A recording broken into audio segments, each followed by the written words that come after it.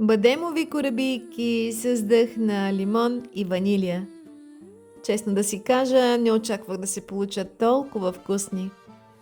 За направата им използвах 100 мл олио, 200 мл вода, които смесих предварително, 200 грама ситно смляни бадеми, към които добавих около 40 грама галета, 100 грама пудра захар също.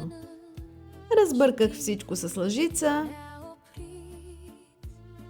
разтворих сода и бакплувер в лимонов сок и след като се активираха, ги добавих към сместа.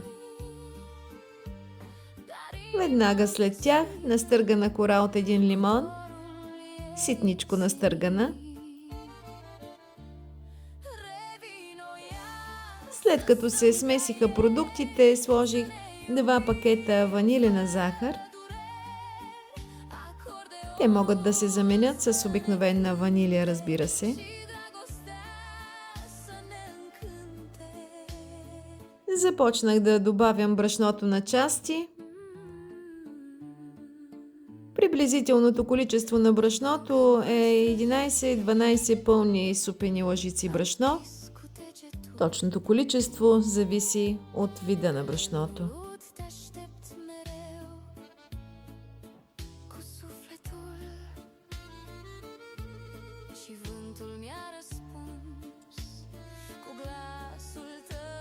Оформих меко тесто на плота, като прибавях постепенно по още малко брашно.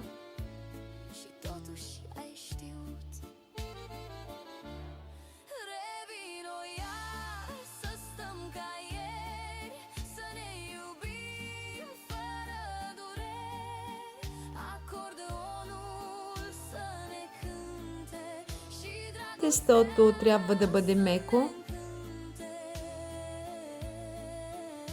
Направих неперфектни топченца с големина на пинг-понче.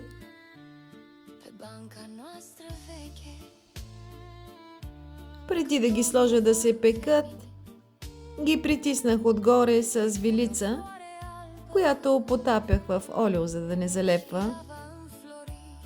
Пекох в предварително загрята фурна за около 20 минути.